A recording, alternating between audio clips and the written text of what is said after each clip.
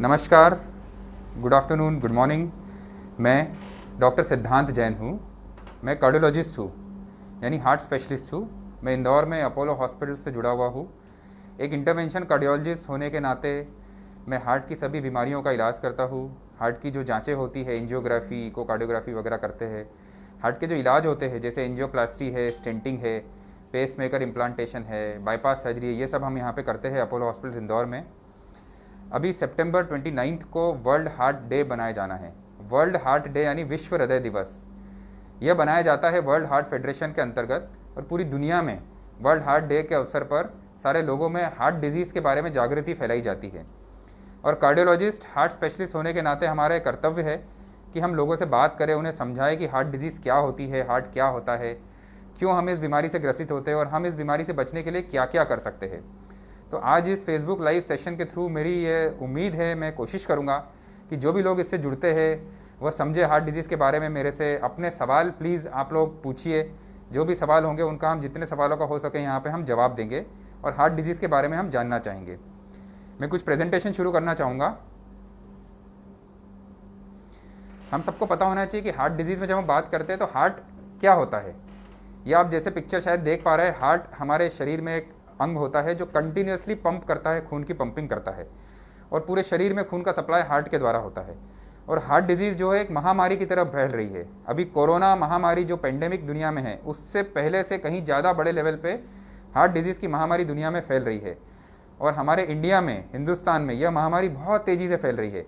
पर सबसे अच्छी चीज़ है कि कोरोना की महामारी का अभी तक इलाज नहीं है, पर हार्ट डिजीज़ की महामारी को ट्रीट करने के अलावा उसको रोकने का हमारे पास इलाज है। तो ये प्रिवेंटेबल पेंडेमिक है।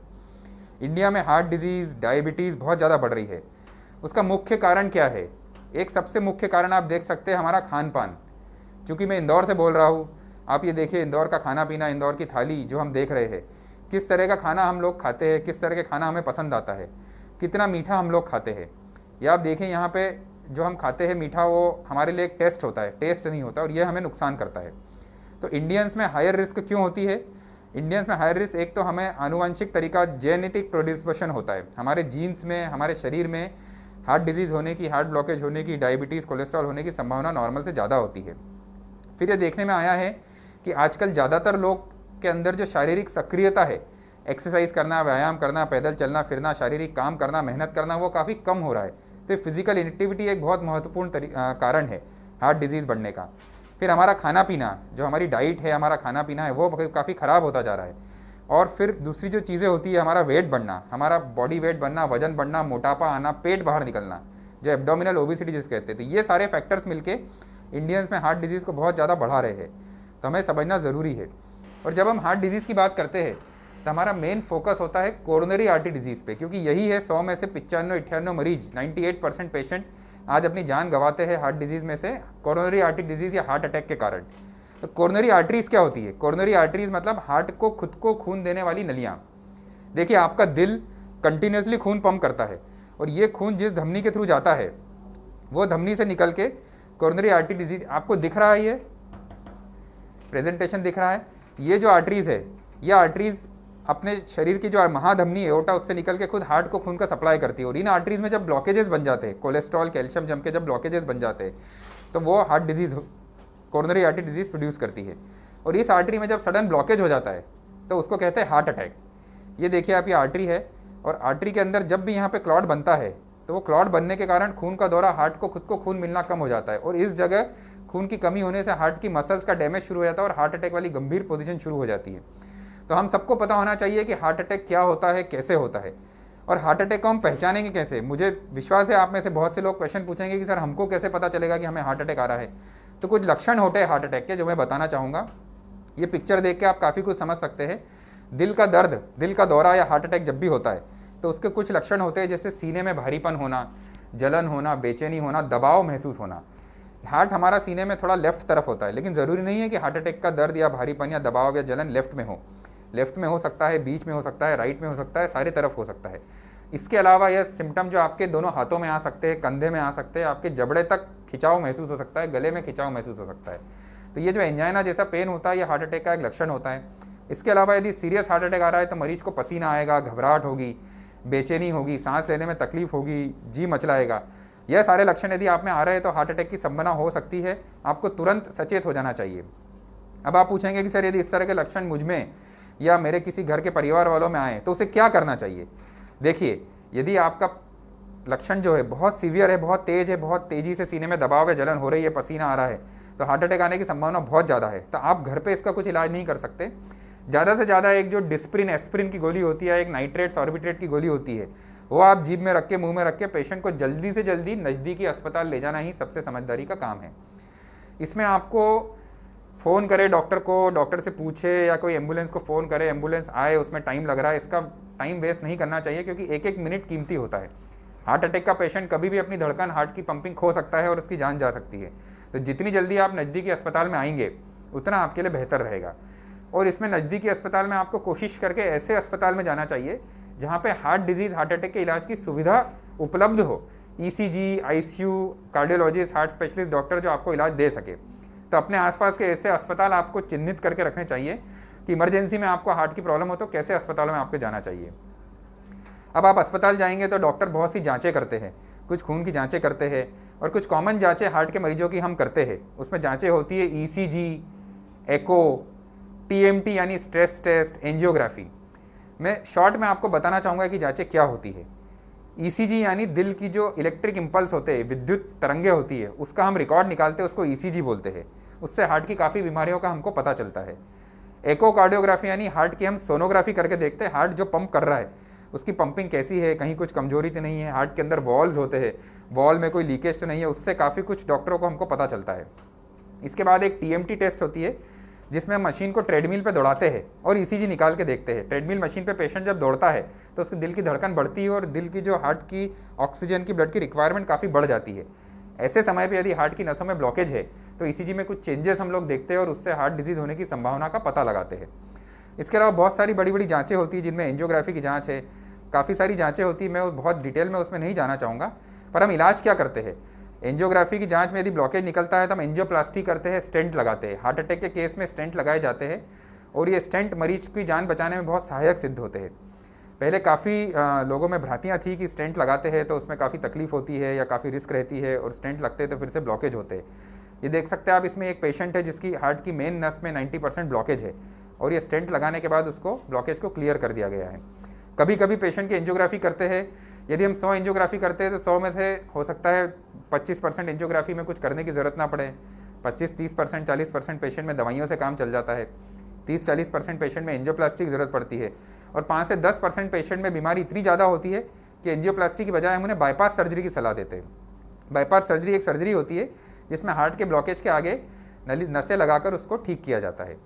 इसके अलावा हार्ट की कोरोनरी आर्टरी ब्लॉकेज के अलावा भी बहुत सारी बीमारियां होती है। जैसे हार्ट के अंदर एक कंडक्शन सिस्टम होता है, करंट का सिस्टम, जो हमारा दिल लगातार धड़कता है 1 मिनट में 70 बार, 80 बार, 90 बार। तो दिल के अंदर एक पेसमेकर होता है और उसके थ्रू करंट निकल के हार्ट की गति को कंटिन्यूसली इलेक्ट्रिक करंट से स्टिमुलेट किया जाता है। इस सिस्टम में जब प्रॉब्लम होती है कंडक्शन सिस्टम में, तो बहुत बार पेशेंट को पेसमेकर मशीन लगाने की ज़रूरत पड़ती है। उसमें सीने में एक छोटी सी मशीन लगाई जाती है ऑपरेशन करके कार्डियोलॉजिस्ट द्वारा, और कुछ तार दिल के अंदर जोड़े जाते हैं, उससे दिल की गति को नियंत्रित किया जाता है। इसके अलावा कुछ कॉन्जेनाइटल हार्ट डिजीज़ यानी आनुवंशिक पैदाइशी हार्ट के विकार होते हैं, जैसे दिल के अंदर छोटे छेद होना।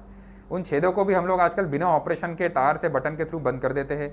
हार्ट के वॉल्व की कुछ बीमारियां होती है, जैसे वॉल्व का स्टीनोसिस हो जाता है, उनका इलाज भी हम बिना ऑपरेशन के, बिना चीरे के बलून के द्वारा कर सकते हैं, या कभी कभी ऑपरेशन करके वॉल्व बदलना पड़ता है।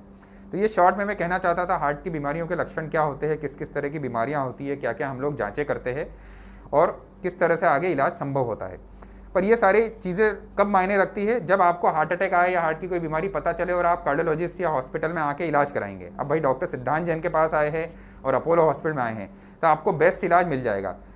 पर हम चाहते हैं कि इस तरह की प्रॉब्लम होने के पहले ही ये बीमारी को रोक दिया जाए, क्योंकि इलाज जब भी करा जाता है, बीमारी से जो नुकसान होता है, बीमारी आ जाती है उसके बाद उसका इलाज करा जाता है, आग लगने के बाद में पानी डाला जाता है। पर ज़्यादा अच्छा है मरीज बीमारी डेवलप ही ना होने दें, तो वो भी समझना हम लोगों के लिए बहुत ज़रूरी है। इसलिए कहा जाता है prevention is better than cure, यानी बीमारी का रोकथाम और बचाव ही सबसे अच्छा इलाज है। तो उसके लिए आपको क्या करना चाहिए? क्या आप तंबाकू का सेवन करते हैं, स्मोकिंग करते हैं, तो आपके हार्ट डिजीज़ की रिस्क बहुत बढ़ जाएगी। क्या आपका ब्लड प्रेशर हाई है, क्या आपका कोलेस्ट्रॉल और ब्लड शुगर हाई है, क्या आपका बॉडी का वेट ज़्यादा है, यदि ये सारे रिस्क फैक्टर आपके साथ है तो आप सचेत हो जाइए, आपको हार्ट डिजीज़ होने की संभावना होगी। देखिए कुछ रिस्क फैक्टर, यदि हम हिंदुस्तान में पैदा हुए हैं, हमारे जीन्स इंडियंस है, हमारे पेरेंट्स को हार्ट डिजीज़ या डायबिटीज़ है, तो हम उसको चेंज नहीं कर सकते। हमारी उम्र बढ़ रही है तो हमारी हार्ट डिजीज़ होने की रिस्क बढ़ेगी, वो हम चेंज नहीं कर सकते। लेकिन कुछ चीज़ें हम चेंज कर सकते हैं, उसमें से यही 5 चीज़ें मैं फिर से कहना चाहूँगा। नंबर 1, हमारी फिजिकल एक्टिविटी, यानी हमारी शारीरिक सक्रियता। जितना आप फिजिकली एक्टिव रहेंगे, जितना एक्सरसाइज करेंगे, जितना अच्छे से अपने हेल्थ का ख्याल रखेंगे, उतना आपके हार्ट डिजीज़ होने की संभावना कम होगी। हमारी डाइट के बारे में मैं कुछ पॉइंट्स और बताऊंगा। जितना अच्छा खाना हम खाएंगे उतना हमारा हार्ट डिजीज़ होने में फ़ायदा रहेगा। हमारा वजन, बॉडी मास इंडेक्स हम जितना मेंटेन करेंगे, तनाव, मानसिक तनाव और स्ट्रेस हम जितना कम लेंगे, हार्ट डिजीज़ होने की संभावना हमें कम रहेगी। और जो नशा हम करते हैं, तंबाकू का, सिगरेट का, अल्कोहल का, उन सब नशे से बच के हम जितना रहेंगे, ये 5 चीज़ें हैं, आपका खाना पीना, आपकी एक्सरसाइज, आपका तनाव और प्रॉपर नींद लेना, आपका वजन कंट्रोल में रखना, और आपका तंबाकू और दूसरे डेंजरस एडिक्शन जिनको कहते हैं उनसे बचना। तो आज सब भागा दौड़ी में जी रहे हैं, लेकिन जीने के बीच में हमको समझना है कि हमारे क्या इंपॉर्टेंट है।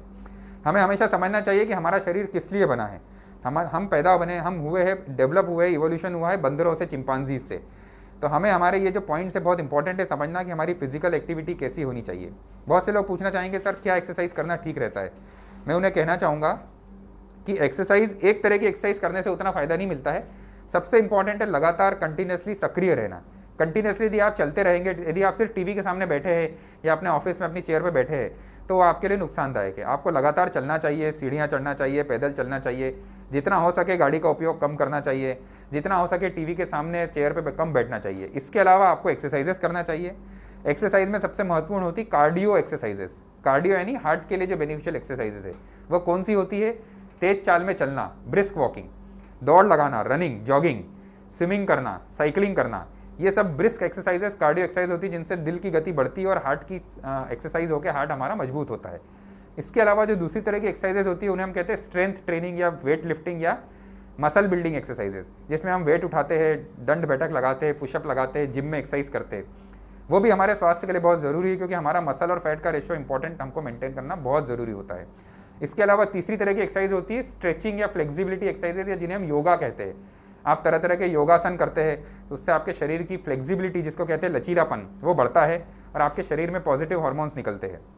इसके अलावा स्पोर्ट्स एक बहुत इंपॉर्टेंट टाइप की एक्सरसाइज है। यदि आप कोई गेम खेलते हैं, कोई स्पोर्ट्स खेलते हैं, जैसे क्रिकेट खेलते हैं, फुटबॉल खेलते हैं, बैडमिंटन खेलते हैं, तो इसमें आपकी कार्डियो एक्सरसाइज होती है, साथ में आपको मेंटल रिलैक्सेशन और मेंटल बेनिफिट भी मिलता है।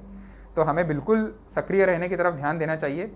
रही बात खाने पीने की, एक्सरसाइज करके हम अपना स्वास्थ्य ठीक कर सकते हैं और जितनी एक्सरसाइज हम करेंगे उतना हमारे लिए फ़ायदेमंद रहता है। रही बात खाने पीने की, तो खाने पीने में सबसे इंपॉर्टेंट है हमें अपना खाना पीना सुधारना है। तो कुछ ही पॉइंट्स में कहना चाहूँगा, जितना आप नेचर के करीब का खाना खाएंगे, जितने फ्रूट्स यानी फल, जितने वेजिटेबल्स यानी सब्जियां, जितने अनाज यानी होल ग्रेन्स, जितने अंकुरित चीज़ें आप लेंगे, जितनी नेचर के कम से कम प्रोसेस फूड आप लेंगे, उतना आपके लिए बेहतर होगा। और कुछ और चीज़ें मैं कहना चाहूँगा शक्कर और नमक के बारे में। नॉर्मली हमारा शरीर जो होता है उसको जितनी शक्कर या जितना नमक चाहिए उतना हमको हमारे नेचुरल फूड में मिल जाता है, पर हम क्या करते हैं, टाटा की फैक्ट्री ने समुद्र से निकाल के नमक बनाया और हम नमक डाल डाल के हमारा टेस्ट, ज़्यादा नमक के लिए नमकीन स्वाद डेवलप कर लेते हैं। शुगर फैक्ट्री से, गन्ने से रस निकल के शुगर बन के आ गई, हमारी चीज़ में शक्कर डाल के मीठा खाना शुरू कर देते हैं। तो हमारे शरीर को जितने नमक की या शुगर की ज़रूरत है उससे कई 10 गुना 20 गुना ज़्यादा नमक और शुगर हम लेते हैं और ये हमारे लिए नुकसानदायक होता है। जितना नमक आप लोगे आपको ब्लड प्रेशर हाई रहेगा, बॉडी को ज़्यादा नमक सिक्रीट करने के लिए मेहनत करनी पड़ेगी, किडनीज़ पे इफेक्ट आएगा, हार्ट डिजीज़ होगी।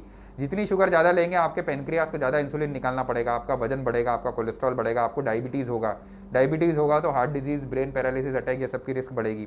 तो अपने नमक और शुगर के सेवन को यदि हम नियंत्रित करते हैं अपनी जीवन को कंट्रोल करके, तो उससे हमें हार्ट डिजीज़ से बचने में बहुत संभावना मिलेगी।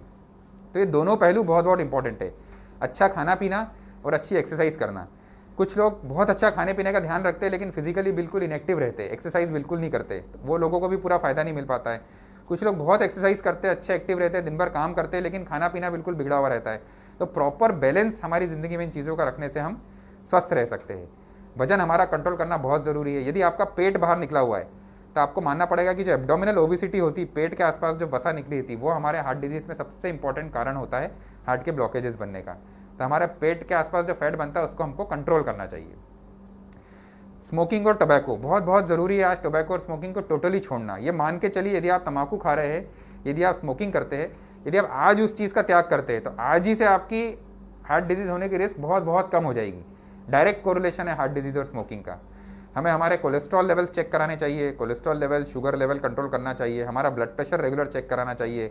मैं एक ही कहना चाहूँगा, मेरे सारे पेशेंट्स को कोई मुझे कहता है कि सर आप सिर्फ कम से कम शब्दों में कोई मैसेज दीजिए जिससे पेशेंट सीख पाए कि भाई हमारे हेल्थ के लिए, अच्छा रहने के लिए, स्वस्थ रहने के लिए हम क्या कर सकते हैं। तो मैं सिर्फ 3 शब्द कहता हूँ, साहब कम से कम कहना है तो मैं सिर्फ 3 शब्द कहता हूँ। नो योर नंबर्स, यानी अपने नंबर्स को जानिए। आपको सबको अपना मोबाइल नंबर याद रहता है, अपना एड्रेस याद रहता है? क्या आपको आपका ब्लड प्रेशर पता रहता है कितना रहता है? क्या आपको आपका फास्टिंग शुगर लेवल पता रहता है कितनी है? क्या आपको आपका बॉडी मास इंडेक्स, वेट और हाइट का रेशो, BMI पता है?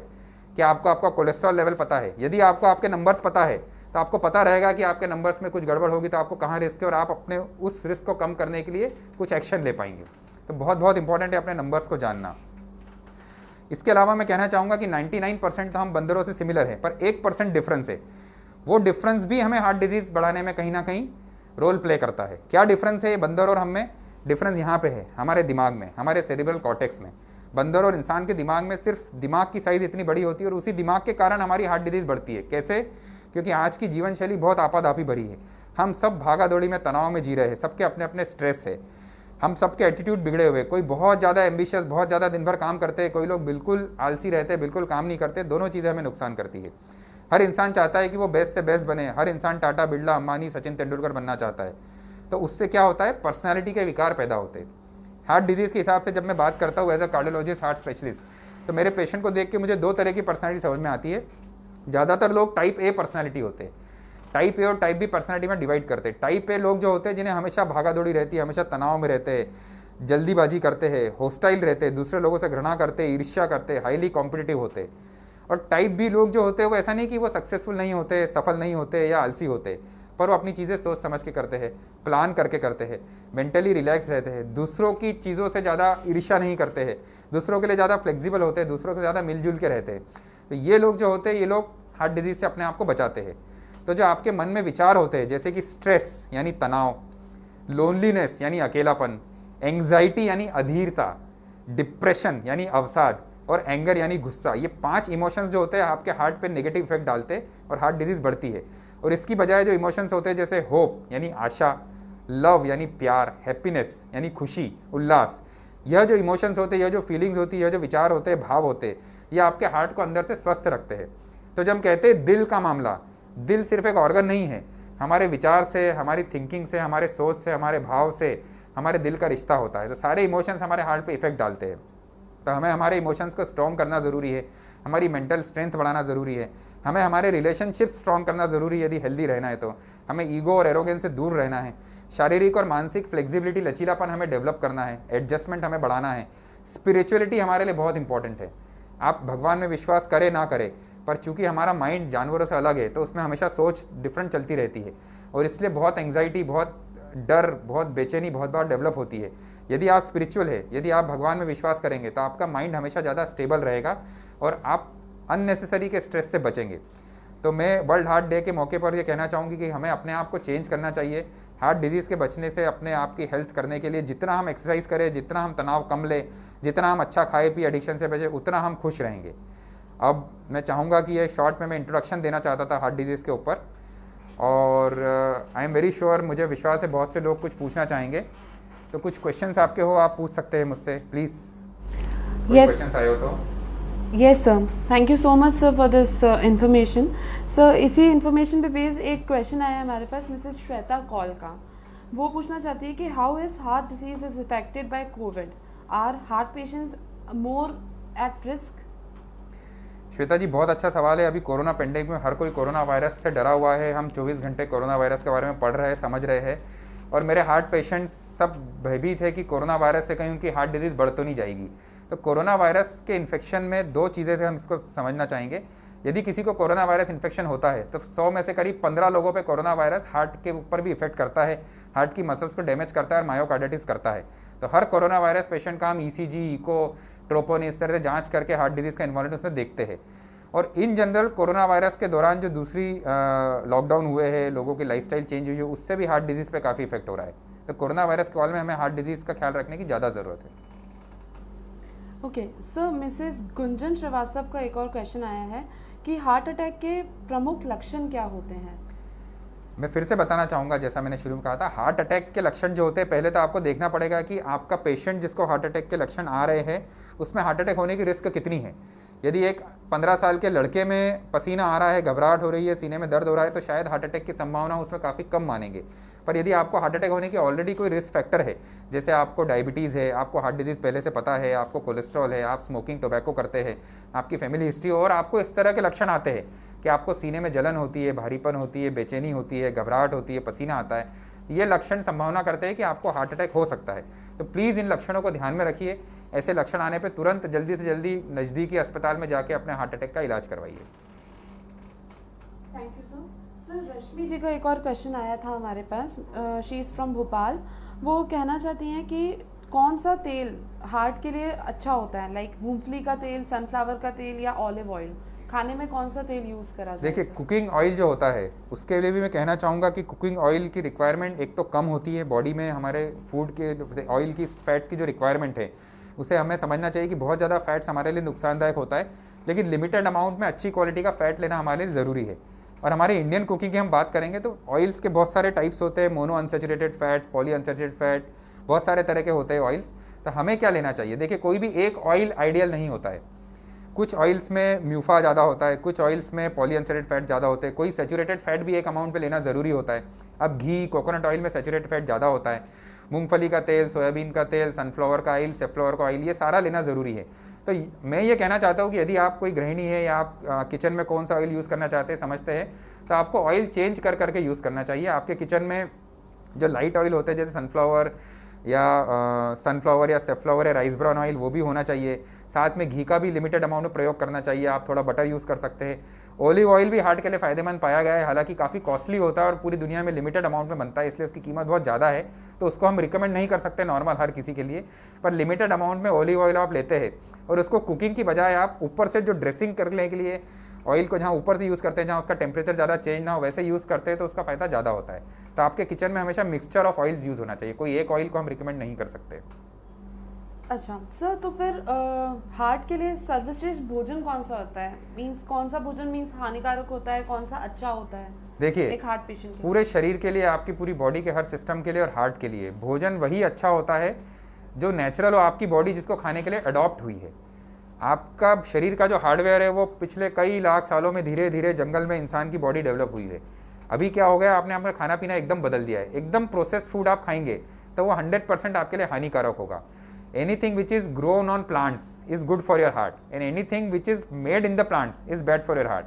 मतलब जो नेचुरल चीज़ें, जो पेड़ पौधों से हमें सब्जियां मिल रही है, फ्रूट्स मिल रहे हैं, अन्न मिल रहे हैं, उनको जितना कम प्रोसेस करके हम लेंगे उतना हमारे दिल के लिए और शरीर के लिए अच्छा रहेगा।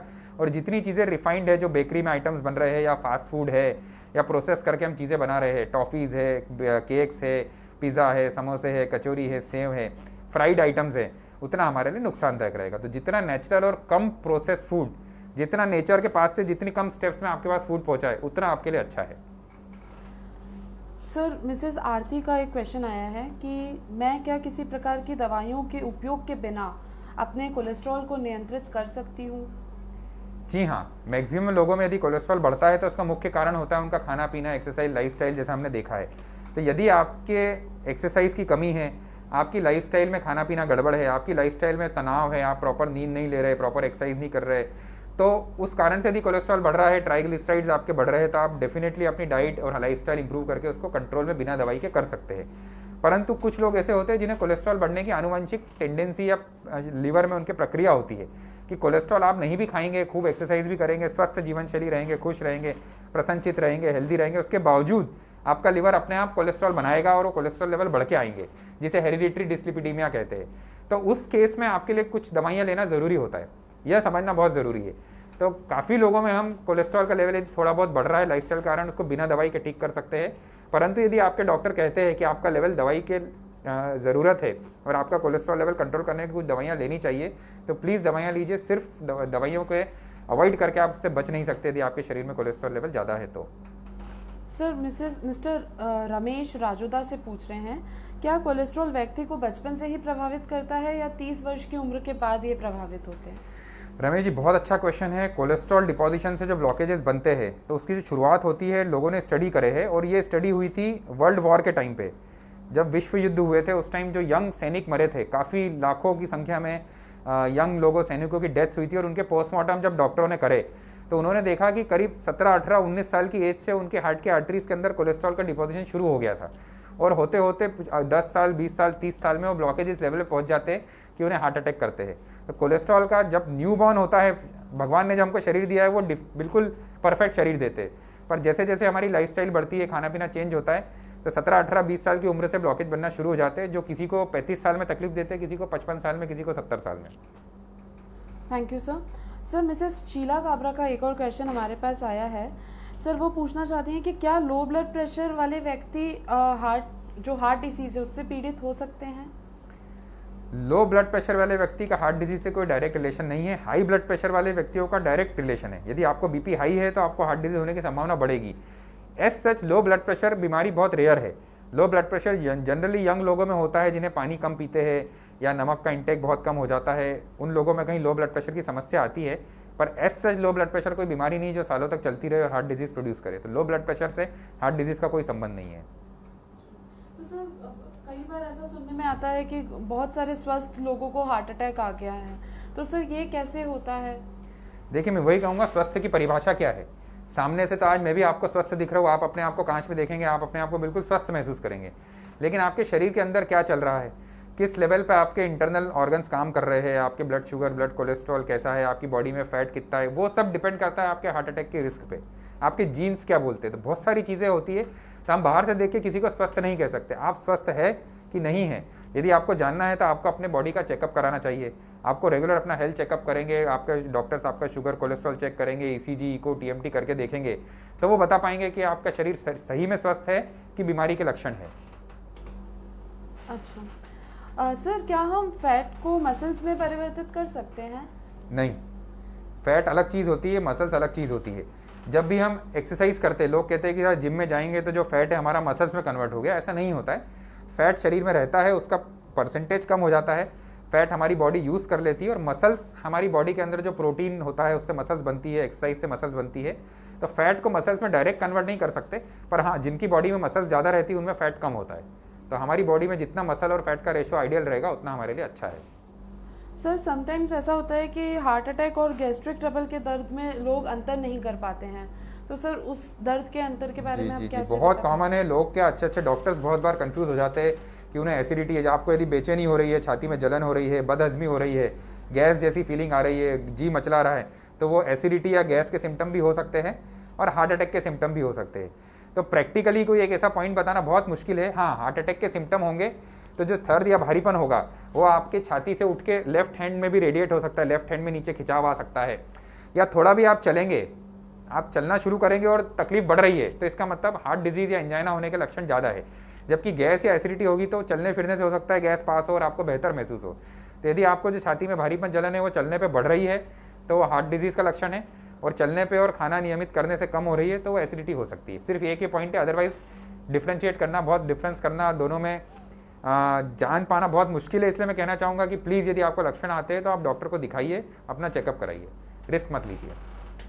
सर मिसेस शिल्पा भी पूछना चाहती हैं एक सवाल कि उनकी कुछ हाइपरटेंसिव दवाएं चल रही है, तो क्या एंटी हाइपरटेंसिव दवाओं से उनको कुछ परेशानियां पैदा हो सकती है?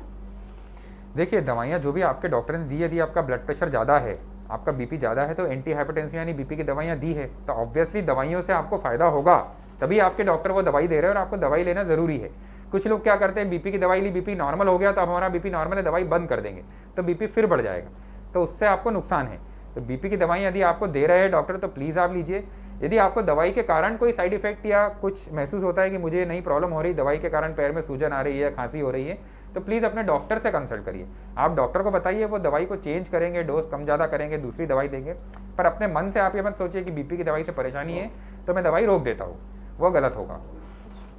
सर एक बहुत ही जनरल सा क्वेश्चन है कि क्या अधिक चाय, कॉफ़ी, ये सारी इन चीज़ों के सेवन से हार्ट अटैक आने की कुछ संभावना हो सकती है? देखिए, अति सर्वत्र वर्जते, हमारे बिल्कुल पुरानी टीचिंग है, हमारे पुरखों ने सिखाया है कि किसी भी चीज़ की अति, एक्सेस हमेशा नुकसान करती है। तो बहुत ज़्यादा आप चाय लेंगे, बहुत ज़्यादा कॉफ़ी लेंगे तो शरीर में नुकसान होगा। कंटिन्यूसली कॉफ़ी लेने से, चाय लेने से आपकी शरीर के अंदर कैफीन, टेनिन की मात्रा बढ़ जाएगी, आपकी हार्ट रेट बढ़ी हुई रहेगी, आपका मुंह सूखेगा, आपको यूरिन बार बार आएगी, आपकी नींद डिस्टर्ब होगी। तो इन सब चीज़ों से ऑब्वियसली शरीर के अंदर दूसरी बीमारियां भी धीरे धीरे डेवलप होगी, पर डायरेक्ट चाय और कॉफ़ी से हार्ट डिजीज़ का कोई रिलेशन नहीं है। अच्छा सर, जैसे कि आपने बताया था कि हम इंदौरीज जो हैं बहुत ही ज़्यादा फूडी होते हैं, तो सर आप जो जंक फूड है उसको आप कैसे परिभाषित करेंगे सर? देखिए, मैं खुद इंदौर में रहा हूँ, बचपन से यहीं पैदा हुआ हूँ, बॉर्न एंड ब्रॉट अप हूँ, इंदौर में ही मैंने MBBS MD किया है, और मैं खुद भी फूडी रहा हूँ। खाने का बहुत शौक है, हम समझते हैं हम सब लोग खाने के कितने शौकीन हैं, और स्ट्रीट फूड के लिए इंदौर फेमस है। पर मुझे अफसोस है कि मैं चाहता हूँ कि बहुत टेस्टी खाना लोग खाए, लोग खुश रहे, लेकिन जो भी खाना हम स्ट्रीट फूड के रूप में खाते हैं 99% उसमें से हेल्दी नहीं होता है। जो भी चीज़ फ्राई करी हुई है, सिंपल सा फंडा है, कढ़ाई के अंदर से तेल नुकसान नहीं करता है, लेकिन जब तेल कढ़ाई में आप किसी चीज़ को तलते हैं, अब वो कचौरी समोसे हैं, सेव नमकीन है, या वो टिकिया है, या वो कोई मिठाई है, जलेबी है, इमरती है, मालपुआ, जो भी चीज़ फ्राई होकर बाहर आ रही है वो आपको नुकसान करेगी। उसके अंदर ट्रांस फैट्स रहते हैं जो शरीर को नुकसान करते हैं। और फास्ट फूड आप देखेंगे maximum fast food highly processed होता है। जो नेचुरल चावल, दाल, स्प्राउट्स, मूंग, मोठ, चना, पल्सेस, प्रोटीन के सोर्सेज है, उसको तरह तरह से घुमा घुमा के चेंज कर करके डेवलप करके, टेस्ट डेवलप करके उनको दिया जाता है, जो फास्ट फूड होता है। तो ये हमारे लिए कभी भी अच्छा नहीं रहेगा। तो जितने भी चाट और नमकीन और फास्ट फूड और फ्राइड चीज़ें हैं वो आपके लिए नुकसानदायक है, उसमें कोई शंका नहीं है।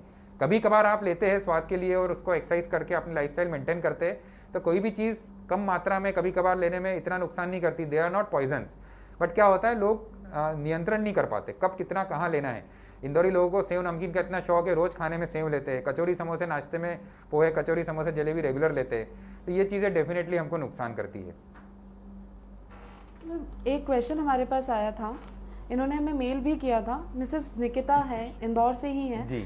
इनकी जो मदर है सर वो अस्थमा से पीड़ित है जी। और वो ये पूछना चाहती है कि अस्थमा के मरीज में क्या हार्ट अटैक का जो खतरा है वो ज़्यादा होता है? नहीं, डायरेक्ट ब्रोंकियल अस्थमा यानी अस्थमा की जो बीमारी होती है वो लंग्स के जो एयरवे होते हैं, हमारे लंग्स के अंदर जो ऑक्सीजन जाती है नाक से और सांस की नली के थ्रू, उसके कॉन्स्ट्रिक्शन और उसकी रिएक्टिविटी की डिजीज़ होती है। उसका डायरेक्ट हार्ट डिजीज से कोई कोरिलेशन नहीं है। पर हाँ, जिन्हें बहुत ज़्यादा अस्थमा है, सालों तक सीवियर अस्थमा है, उनके लंग्स में पल्मनरी प्रेशर बहुत बढ़ जाता है, तो उससे लेट स्टेज में जाके हार्ट फेलियर हो सकता है। पर हम जिस हार्ट डिजीज़ की बात कर रहे हैं, हार्ट अटैक आना या कोरोनरी आर्टरी डिजीज़, उसका अस्थमा से कोई लिंक नहीं है। लेकिन सीवियर अस्थमा से एंड स्टेज में हार्ट फेलियर होता है, वो एक लिंक है।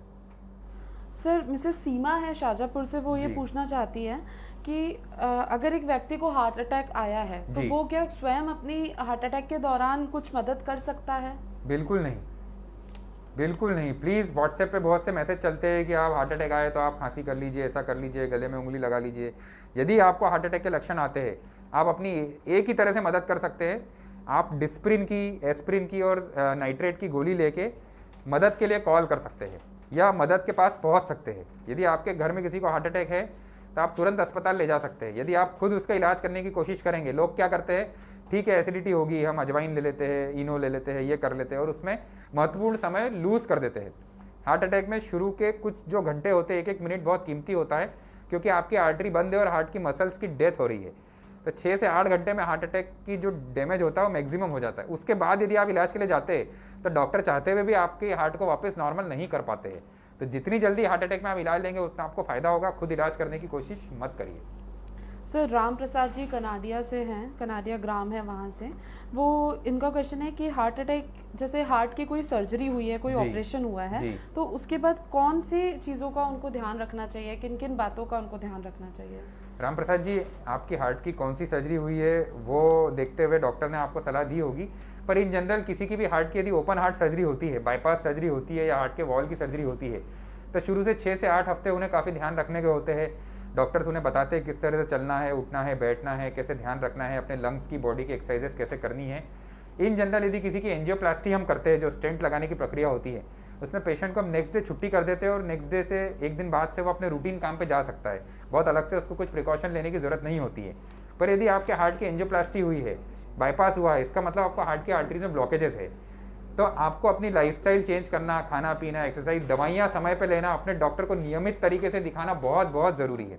तो आपको, यदि आपकी हार्ट सर्जरी हुई है तो मान के चलिए कि आपकी लाइफ पूरी चेंज हुई है। आपको रेगुलर दवाइयाँ भी लेना है, रेगुलर चेकअप भी कराना है और जितना अच्छी जीवन शैली आप अपना सकते हैं उतना आपको करना पड़ेगा। सर हार्ट पिप्लिया से आपके एक पेशेंट है मिस्टर प्रदीप कारपेंटर जी। उनका एक क्वेश्चन आया है कि कोरोना में हार्ट बीपी शुगर वाले पेशेंट को किस तरह स्वस्थ रखा जा सकता है सर? देखिए, कोरोना में बीपी हार्ट शुगर वाले पेशेंट को कोरोना डिजीज़ के कारण कॉम्प्लिकेशन होने के रेट बहुत ज़्यादा है। किसी स्वस्थ व्यक्ति को यदि कोरोना वायरस का इन्फेक्शन होता है तो उसकी रिकवरी रेट काफ़ी अच्छी है, पर यदि किसी को ऑलरेडी हार्ट डिजीज़ है, शुगर है, किडनी की बीमारी है, ब्लड प्रेशर है, तो कोरोना के कारण उसकी बॉडी में कॉम्प्लिकेशन होने की, निमोनिया सीवियर होने की, हार्ट फेल होने की और जान जाने की रिस्क नॉर्मल के मुकाबले बहुत बढ़ जाती है। तो सबसे पहले तो जिन लोगों को हार्ट डिजीज़ है, शुगर बीपी है, उन्हें कोरोना से जितना हो सके अपना बचाव करना है। जो आप कंटिन्यूसली प्रचार हो रहा है, सरकार बता रही है, मीडिया आपको बता रहा है, सैनिटाइजेशन रखना, मास्क पहनना, लोगों से कम मिलना, डिस्टेंस मेंटेन करना, वो आपको करना है। प्लस आपको अपनी हेल्थ को और बेहतर रखना है। मान लो सब करने के बावजूद भी आप इससे बच नहीं पा रहे हो, आपको मालूम है आपको वायरस का इन्फेक्शन होने की संभावना ज़्यादा है, तो आप अपने आप को जितना हो सके स्वस्थ रखिए। अपना sugar, blood pressure, cholesterol control में रखिए, अपनी दवाइयाँ टाइम पे ले, अपनी नींद पूरी ले, अपना आहार बिल्कुल समय पे ले। जितनी हेल्दी लाइफस्टाइल आप रखेंगे, आपके रिकवरी के चांसेस उतने अच्छे रहेंगे, उतने अच्छी तरीके से और जल्दी आप रिकवर होंगे कोरोना वायरस के इन्फेक्शन से। सर एक क्वेश्चन और है जी। कि महिलाओं के बजाय क्या पुरुषों में हार्ट अटैक का दर अधिक होता है? जी हाँ, जो महिलाओं में होते हैं उनमें कुछ हार्मोन्स होते हैं जिसके कारण महिलाओं में 45 से 50 साल की उम्र तक, मीनोपॉज के पहले तक उनमें कुछ प्रोटेक्शन होता है। पर देखा गया 45 से 50 साल की उम्र के बाद में महिलाओं और पुरुषों में हार्ट डिजीज होने के रिस्क में कोई अंतर नहीं है। तो जो भी महिलाएं 45-50 साल के बाद की है, पोस्ट मीनोपॉजल है, उनको हार्ट डिजीज़ की रिस्क पुरुषों के बराबर की है। और देखा गया है कि ओल्ड एज में महिलाओं में हार्ट डिजीज़ की कॉम्प्लिकेशन रेट ज़्यादा है इनफैक्ट पुरुषों से। पर हाँ, यंग एज में जो है 40 साल से नीचे की एज में महिलाओं के मुकाबले पुरुषों में हार्ट अटैक, हार्ट डिजीज़ होने की रिस्क बहुत ज़्यादा होती है। तो सर पूर्वा जी का यही क्वेश्चन इससे ही मिलता जुलता आया है कि महिलाओं में अगर हार्ट डिसीज़ है तो उसके प्रमुख कारण क्या हो सकते हैं? कारण तो सेम ही है sir. Heart disease madam, heart disease महिलाओं में भी होगी, पुरुषों में होगी, कारण सेम ही है जो हमने डिस्कस किए बताए हैं। पर महिलाओं में हार्ट डिजीज़ का प्रोटेक्शन है हार्मोन के कारण कुछ एज तक, और एक एज के बाद वो प्रोटेक्शन भी चला जाता है। तो महिलाओं को भी अपना वेट मेंटेन करना, अपना कोलेस्ट्रॉल शुगर मेंटेन करना, फैट कंट्रोल में रखना, डाइट अच्छी रखना, नींद पूरी लेना, रिलैक्स रहना, खुश रहना, प्रसन्नचित रहना, ये सब फैक्टर उतने ही इंपॉर्टेंट है जितना पुरुषों में है। सर शैलेंद्र जी हैं, इंदौर से ही हैं। क्या मांसाहारी भोजन के लिए मतलब मांसाहारी भोजन शरीर के लिए अच्छा होता है? बिल्कुल नहीं। मैं क्लियर आंसर है, बिल्कुल नहीं। कुछ प्रोटीन्स जो होते हैं, जैसे आप अंडा लेते हैं या कुछ अच्छी क्वालिटी का मांसाहारी प्रोटीन प्रयोग करते हैं, तो वो शायद शरीर के लिए ज़्यादा नुकसान नहीं करे या कुछ फ़ायदा देते हैं। पर इन जनरल जो मांसाहारी सेवन किया जाता है, रेड मीट या प्रोसेस मीट लिया जाता है, या मसाले, मिर्ची, तेल मसालों वाला नॉनवेज खाया जाता है, तो वो शरीर को नुकसान करता है। सर आपने कहा था कि जो भारतीय लोग होते हैं उनमें हार्ट अटैक की जो संभावना होती है वो दूसरे देशों के कंपैरिजन में ज़्यादा होती है। बिल्कुल। तो सर इसका क्या कारण है? जबकि जो आपने जैसे बताया था कि जंक फूड खाने से ज़्यादा प्रॉब्लम्स होती हैं, जबकि जो यूरोपियन और अमेरिकन कंट्रीज़ रहती है वहाँ पर तो ज़्यादा मात्रा में जंक फूड का ही सेवन किया जाता है। मिसकंसेप्शन है। किसी ज़माने में जंक फूड ज़्यादा यूरोपियन और अमेरिकन कंट्री में खाया जाता था, पर हमें देखना होता है कि हम फास्ट फूड की जब बात करते हैं कि फास्ट फूड खराब है, हमारे दिमाग में आता है मैकडोनल्ड का बर्गर या पिज़्ज़ा हट का पिज़्ज़ा। पर सिर्फ वही जंक फूड नहीं है। जो हमारा इंडियन फूड हम खाते हैं, जो हमारे इंडियन चाट है, समोसे है, पूड़ी है, तली हुई चीज़ें है, भजिए है, पकोड़े है, कचौरी, समोसे, ये सारी चीज़ें भी जंक फूड होती है। ये सब भी आपको नुकसान करता है। तो ज़रूरी नहीं है कि हमारी डाइट वेस्टर्न नहीं है, इंडियन डाइट है तो वो हेल्दी है। हेल्दी डाइट क्या होती है? जितने आप सलाद लेते हैं, जितने आप फ्रूट्स लेते हैं, जितने आप वेजिटेबल्स लेते हैं, जितनी सब्जियों का सेवन करते हैं, जितने आप अन्नों का सेवन करते हैं, वो आपके लिए फ़ायदेमंद है। तो आपकी डाइट वेस्टर्न है कि इंडियन है, फ़ायदे नहीं रखता। आपकी डाइट नेचर के कितना पास है वो इम्पॉर्टेंट है। अच्छा, तो सर कभी कभी ऐसा होता है कि जैसे हम कुछ लोग वर्किंग रहते हैं, वर्किंग होने के बाद जैसे वो जिम नहीं जा पाते हैं, प्रॉपर एक्सरसाइज नहीं कर पाते हैं, और ज़्यादा मतलब इतनी थकान हो जाती है ऑफिस के बाद कि घूमना फिरना नहीं हो पाता है। तो सर उस चीज़ में कोई अदर ऑप्शन हो? कोई शॉर्टकट नहीं है मैडम, कोई शॉर्टकट नहीं है। यदि आपका वर्किंग टाइम बहुत ज़्यादा है, यदि आप मॉर्निंग 8 बजे से ऑफिस के लिए निकल रहे हैं, रात के 10 बजे घर पे आ रहे हैं, तो आप कहेंगे सर मेरे पास तो टाइम ही नहीं है एक्सरसाइज के लिए, मैं क्या करूँ? तो आप जितना हो सके अपने ऑफिस में चलिए फिरिए। जब भी आपके ऑफिस में आपको फ़ोन आए, आप बैठ के बात मत करिए, फ़ोन लेके आप कॉरिडोर में घूमिए, लिफ्ट का उपयोग मत करिए। आपके ऑफिस में यदि सीढ़ियाँ हैं, आप सीढ़ियाँ ऊपर नीचे चलिए, जितना हो सके एक्टिव रहिए। आपको लंच का टाइम मिलता है ऑफिस में, आधे घंटे का टाइम मिल रहा है, आप 10 मिनट लंच करके 20 मिनट गप्पे मार रहे हैं, आप 20 मिनट वॉक करिए, बाहर निकल के जाइए। आपके ऑफिस में आप गाड़ी से जा रहे हैं, गाड़ी दूर पार्क करिए, पैदल चलिए। ऑफिस से निकल के यदि घर पास में है तो पैदल ऑफिस से घर आइए। जितना आप एक्टिव रहेंगे, आपको उसी 24 घंटे भगवान ने सबको दिए है और सेम शरीर सबको दिया है। तो एक्सरसाइज का कोई शॉर्टकट या रिप्लेसमेंट नहीं, ऐसी कोई गोली नहीं है कि आप बोलो सब मैं एक्सरसाइज नहीं कर सकता, मुझे कोई गोली दे दो कि मेरी एक्सरसाइज हो जाए। वो तो आपको करनी ही पड़ेगी, there is no shortcut. Sir एक और क्वेश्चन आया है वीरेंद्र गोयल जी से, हरदा से हैं ये जी। उनका ये क्वेश्चन है सर कि सडनली अगर किसी फैमिली मेंबर को हमारे हार्ट अटैक आ जाता है जी, तो उस स्थिति में हमें क्या करना चाहिए? फिर से मैं कहना चाहूँगा, आपके फैमिली मेम्बर को किसी को हार्ट अटैक आया है तो आपको यही करना है कि अपने फैमिली मेम्बर को नज़दीकी अस्पताल में जितना जल्दी हो सके डॉक्टर के और अस्पताल के पास में ले जाइए। वो लोग ही हार्ट अटैक का सही ट्रीटमेंट कर पाएंगे, हम लोग घर पे कुछ नहीं कर पाएंगे। एक चीज़ मैं और जोड़ना चाहूँगा इसमें, हम सब लोगों को जहाँ तक हो सके, यदि किसी को हार्ट अटैक आता है और सडनली हार्ट बंद हो जाता है, 100 में से 10% लोगों में रिस्क रहती है हार्ट अटैक में वीटी या अरिथमिया या हार्ट कार्डियक अरेस्ट होकर हार्ट बंद होने की, और पेशेंट अस्पताल हमको मालूम है ले जाना है पर ले जा नहीं पाए, उसके पहले पेशेंट हमारे सामने अरेस्ट हो गया, तो एक प्रक्रिया होती है जिसको बोलते हैं CPR, कार्डियो पल्मोनरी रिससिटेशन, जिसमें हम हार्ट का मसाज करते हैं। हार्ट का मसाज करके हम किसी को, डॉक्टर को, एम्बुलेंस को बुलाते हैं। वो मदद जब तक नहीं आती तब तक यदि हार्ट की हम पंपिंग करते हैं CPR करके, तो वो एक पेशेंट की जान बचाने में सहायक हो सकती है। तो हम जो डिस्प्रिन और सॉर्बिट्रेट की गोली देने के अलावा, एम्बुलेंस को, हॉस्पिटल को कॉल करने के अलावा या पेशेंट को अपनी गाड़ी से हॉस्पिटल ले जाने के अलावा ज़्यादा कुछ हार्ट अटैक में नहीं कर सकते हैं।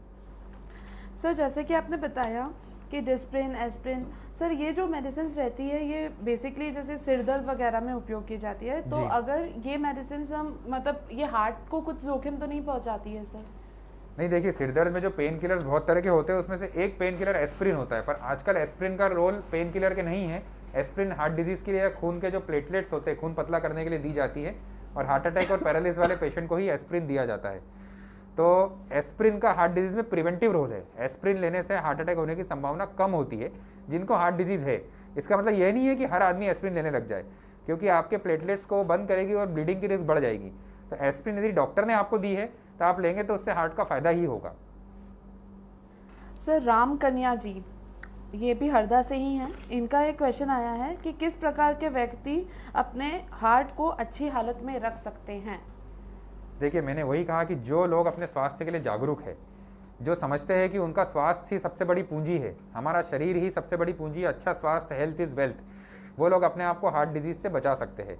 जो लोग अपने स्वास्थ्य के लिए एक्सरसाइज करते हैं, खाने पीने का अच्छा ध्यान रखते हैं, अच्छा पौष्टिक भोजन लेते हैं, अपने वजन को नियंत्रण में रखते हैं, अपने शरीर को सक्रिय रखते हैं, अपने मन को प्रसन्न रखते हैं, स्ट्रेस से दूर रहते हैं, प्रॉपर नींद लेते हैं, ये लोग अपने आप को हार्ट डिजीज़ से बचाने के लिए डेफिनेटली दूसरे लोगों के मुकाबले बहुत कम संभावना कर लेते हैं अपने को हार्ट डिजीज़ होने की। सर आपकी एक पेशेंट है मोनिका मानियल जी, उनका ये क्वेश्चन है कि रात को क्या हैवी खाना खाना हार्ट के लिए या हार्ट पेशेंट के लिए ठीक होता है?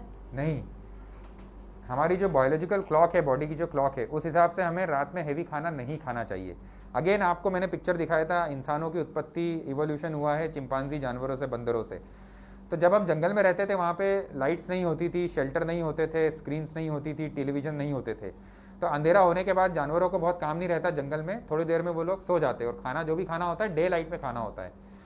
तो जैसा कि हमारे पुराणों में, जैन धर्म में हमारे लिखा हुआ है कि डे लाइट जब रहती तब खाना खाना चाहिए, अंधेरा होने के बाद में खाना खाना के लिए हमारा शरीर नहीं बना और हम लेट खाना खाते हैं और लेट सोते हैं, तो उससे हमारी बायोलॉजिकल क्लॉक पे इफेक्ट होता है और शरीर में बहुत नुकसान होते हैं, बहुत तरह की बीमारियाँ होती हैं। तो लेट नाइट भोजन बिल्कुल भी रिकमेंडेड नहीं है। Sir thank you so much, आपने बहुत ही सारे मिसकंसेप्शंस थे जो हार्ट की प्रॉब्लम से रिलेटेड थे, उसको आपने दूर कर दिया। सर फिर भी मैं आपसे एक और रिक्वेस्ट करना चाहूँगी कि आप हमारे व्यूअर्स के लिए एक टेक होम मैसेज क्या देना चाहेंगे? देखिए, मैं जानता हूँ बहुत सारे क्वेश्चंस है, बहुत सारे लोग बहुत सारी चीज़ें पूछना चाहते हैं, जितना हमसे बनता है जब हम मरीज देखते हैं, चूँकि समय की कमी होती है, इतने सारे हार्ट पेशेंट है, cardiologist as a heart specialist हमें फुर्सत ही नहीं मिलती है, 24 घंटे फ़ोन आते हैं, पेशेंट्स आते हैं, ओपीडी में हमेशा भीड़ रहती है, तो पेशेंट को जब हम मिलते हैं 2 मिनट 5 मिनट से ज़्यादा समय देना हमारे लिए संभव नहीं होता है। तो पेशेंट्स के मन में बहुत सारे सवाल होते हैं, जिज्ञासाएँ होती है, शंकाएँ होती है, कुशंकाएँ होती है, निराधार कुछ चीज़ें होती है जिन्हें वो क्लियर करना चाहते हैं, हमसे पूछना चाहते हैं। तो इन माध्यमों के थ्रू हमारी कोशिश रहती है कि हमारे पेशेंट से रूबरू हो पाए, जितने हो सके सवालों में चाहता हूँ कि मैक्सिमम लोगों को मैक्सिमम चीज़ें समझ में आए, अच्छी चीज़ें लोगों को मिले, लोग अपने स्वास्थ्य का ज़्यादा ख्याल रख पाए। यदि आप आज क्वेश्चन आपका नहीं जवाब हम दे पाए हो या क्वेश्चन नहीं पूछ पाए हो तो आप हमें ईमेल कर सकते हैं, हमारी वेबसाइट पे जाके पूछ सकते हैं, हमें व्हाट्सएप कर सकते हैं, हम हमेशा तत्पर रहेंगे जवाब देने के लिए। और शॉर्ट में मैं यही मैसेज देना चाहूँगा कि हार्ट डिजीज़, जो heart attack, heart disease, diabetes, ये सब एक ही सिक्के के पहलू। ये सारी बीमारियाँ लाइफस्टाइल डिजीज़ कहा जाता है, ये सब हमारी जीवन शैली से उत्पन्न बीमारियाँ हैं। आज के 2000 साल पहले किसी को हार्ट अटैक, डायबिटीज़ नहीं होता था, तो कहीं ना कहीं हमारी जीवन शैली इससे जुड़ी है। तो ये आप सब लोग यदि समझ जाएंगे कि कैसे हमारे खाने पीने से, हमारे स्ट्रेस, तनाव लेने से, हमारी नींद डिस्टर्ब करने से, टेंशन लेने से, हमारी वजन बढ़ने से और हमारे एक्सरसाइज की कमी से, चलना फिरना कम करने से, टोबैको के, तंबाकू के सेवन से, इन सब चीज़ों से हमें हार्ट डिजीज होने की संभावना बढ़ रही है। आप समझ पाएंगे और समझकर उस पर एक्शन ले पाएंगे, उसके लिए ऐसा कुछ कर पाएंगे कि इन चीज़ों का आप सुधारें, तो अपने हार्ट डिजीज होने के रिस्क ऐसे ही आप कम कर लेंगे। तो मेरा यही सवाल है, यही आप लोगों को एडवाइस है, सलाह है आप लोगों को कि प्लीज़ हेल्दी रहने के लिए दिल से कोशिश करिए, दिल की बीमारी का कारण समझने की कोशिश करिए और दिल से आप अपनी स्वस्थ रहने के लिए कोशिश करेंगे तो बिल्कुल अपन स्वस्थ रहने के लिए आप बिल्कुल 100% कोशिश करेंगे तो आपको फ़ायदा मिलेगा। धन्यवाद, थैंक यू वेरी मच।